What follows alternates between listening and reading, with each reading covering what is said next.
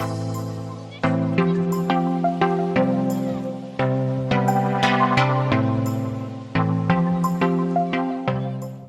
guys, today we're going to talk about something I found really useful for beginners, and it's called a buddy box. So this is what I used when I started flying FPV, because I didn't have any other ways to start except the normal way, which is building a quad and go fly and then crash and then repair. I wanted to fly as much as possible, and Kevin told me, well, if you want, we can try and use what is called a buddy box. So I will talk about the pros and cons of this method at the end of the video. I've asked people if they have used the buddy box, and only a few of them said yes, and that's why I thought this topic would be interesting today. So I don't know if you remember, a few videos ago I talked about two good friends we have here in La Jamanu, Katie and Jake, and my friend Katie, who works with me in the kitchen. This week she was like, I wonder how hard it is to fly like you do in the school, but she was afraid to actually fly the real quad. So I was like, okay Katie, I need to show you, because we talk all the time about FPV and obviously you're interested, so we're gonna do the buddy box. So before I show you how it went for her, I'm gonna explain to you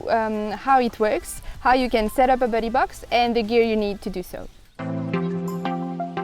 So it's pretty easy. You need two controllers and one audio cable that you will plug in both trainers ports of the two radios. Then of course you need a quad. I would advise a basher just because even if there's a safety and you can flick the switch to recover the quad at any time, you never know what can happen. And basically you just need to have this quad linked to one of the two radios. On the first radio you just have two things to do. So the first one is on the first page of the menu.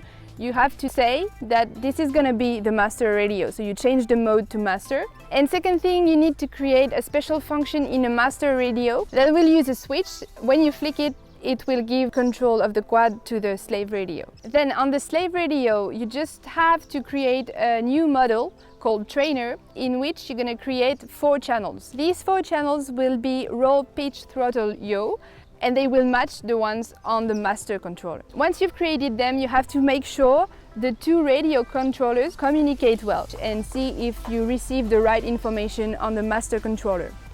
So yeah, this basically takes like 10 or 15 minutes to do. It's really easy. The two controllers we're using here are the Taranis QX7. I know you can do with a lot of other controllers, and I'm gonna put a link in the description to tell you which one you can use, which one can't do buddy box. And I think that's pretty much all you need to know about it. Okay, so now I'm going to show you how it went for Katie.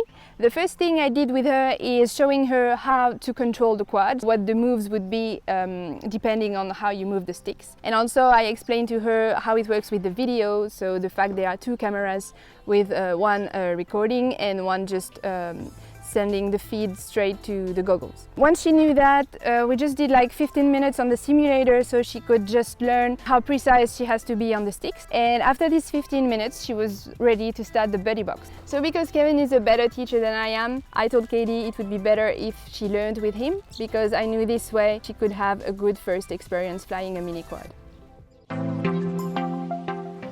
So yeah, how does it fit in the goggle? Look, it's just weird. You see the picture? Yeah. Alright, so I'm gonna take off and I'll tell you when you have the controls, okay? Okay. Engines are. Oh, don't flip. I'll bring you up. Put the throttle at like 20-30%. I don't know where it is because I can't see I think it's not too bad like you are right now. A bit lower. If it's bad, I'll take it back anyway, don't worry. A bit lower. Yeah, like this. Okay? Katie, you ready? She is, I think. Okay, it's your turn. Alright.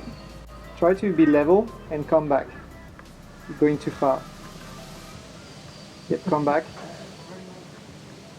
Yep. Reduce the throttle. Which finger? The right one. Reduce, reduce, reduce. Come back, left. Left. Left, that's good. Reduce the throttle. Right thumb. Okay, turn left. Very good, Katie. Alright, very good. You should try it, Jake, it's fun. How is it? It's good, but I get a little bit like, because you can't see around you, so it feels a little bit I don't know, a little bit claustrophobic even. But apart from that, controlling it, but is it like what you thought? I found it easier doing it on here than simulator. Ah, okay, alright. Because sometimes you think it's you and you're like, no, I can't fall, can't fall, can't fall, okay, up again. A lot of concentration going on. You're like left thumb, and I think in my head left.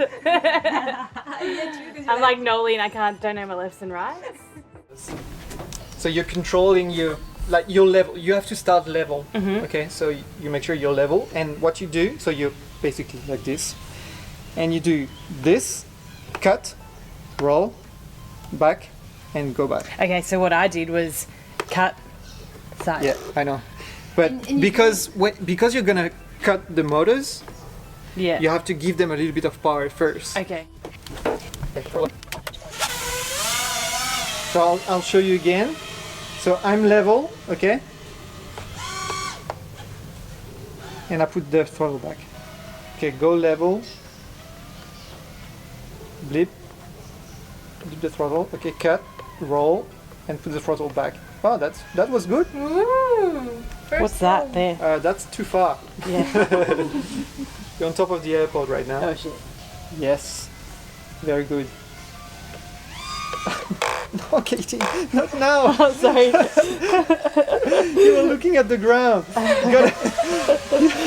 That was a good try, but I mean, that was fucking dangerous. All right. I half flipped. Oh, I wasn't expecting that. You scared me so much. Sorry. I shut my pants a little bit. More. You take it. You're crushing. You take it. No? You take it. No? You take it. I can't see. Take it. All right, we go to land. Because I'm better than him. Yeah, I think so. So, what do you think? What do you think of the whole experience? It's really hard. Yeah. It's more, I found it harder to know where my thumbs were at when I had the thing on, Yeah. the goggles on, because I felt a little bit enclosed when I had the goggles on, so I was having to rely a little bit on you when you're standing next to me, like I didn't know if my thumb was down here or here, and I couldn't figure out where it was because I couldn't see it. Yeah. But other than that, I reckon I did alright. I'm happy you tried because, you know, you're I'll like try again now but I always want to be attached to someone. someone so that I don't be like, ah, I hit a plane.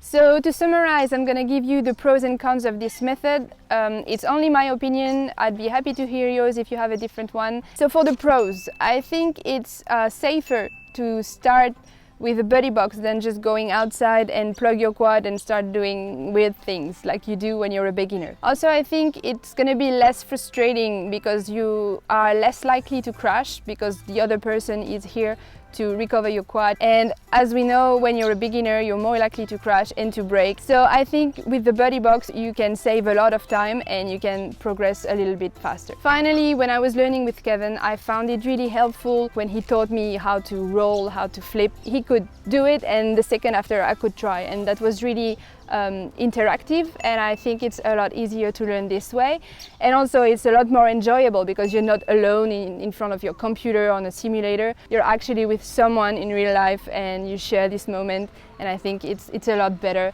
to learn FPV this way. But of course there are cons coming with these pros. First, you can rely too much on your teacher and you can be scared too long to try stuff by yourself, and it can slow down your progression. After a while you need to know when you have to stop using the buddy box, and it should be alright. One last problem is that you can't fly when you want. You need the other person to be available at the same time as you when you want to go out and fly, and if you don't have a good teacher, you might have a bad experience. But these are the only cons I could find, so to me it's still a really useful tool to use, either if you're a teacher who wants to help people coming into the hobby, or if you are someone who wants to learn and you have a friend who's happy to help you. Okay, so that's pretty much everything I wanted to tell you today. Tell me if you liked the idea, if it made you want to try it. I saw a few dads commenting my videos telling me they were starting teaching their daughters to fly, and I'm really happy about it. I thought it could be really useful for them because it's a really safe method.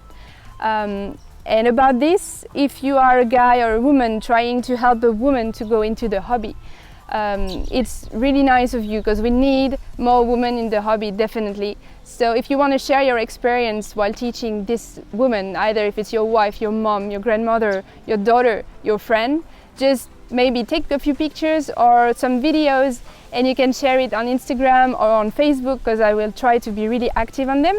And you can use the hashtag She's a Pilot and I will have a look at it. So thanks for watching. If you enjoyed it, you can put a little thumbs up, you can subscribe, and I'll see you in the next video.